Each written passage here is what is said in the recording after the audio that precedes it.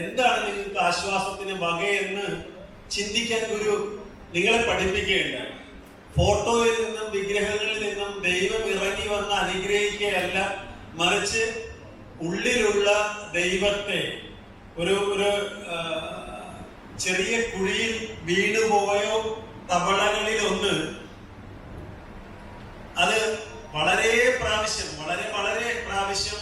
മുകളിലേക്ക് ചാടുവാൻ ശ്രമിക്കുമ്പോഴും മുകളിൽ നിന്നിരുന്ന തവളകൾ ഒന്നടങ്കം പറഞ്ഞു, നീ എത്ര ശ്രമിച്ചാലും മുകളിലേക്ക് കയറാൻ പോകുന്നില്ല എന്ന് നിരുത്സാഹപ്പെടുത്തിക്കൊണ്ട് അതിൽ 2 തവളകളും ഇങ്ങനെ ആ കുഴിയിൽ തന്നെ കിടക്കുകയാണ്.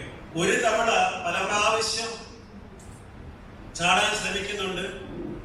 പല പ്രാവശ്യം ശ്രമിച്ച് ഒരിക്കൽ ഒരു തവള ചാടുകയും അത് മുകളിൽ എത്തുകയും ചെയ്തു. മറ്റേ തവള ആ കുഴിയിൽ തന്നെ കിടക്കുകയാണ്. അതിനൊരിക്കലും ആ കുഴിയിൽ നിന്ന് കരയേറുവാനേ സാധിച്ചില്ല.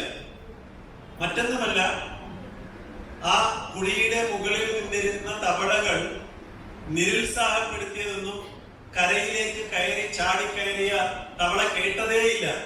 അതിന് ചെവി കേൾക്കാൻ വയ്യായിരുന്നു.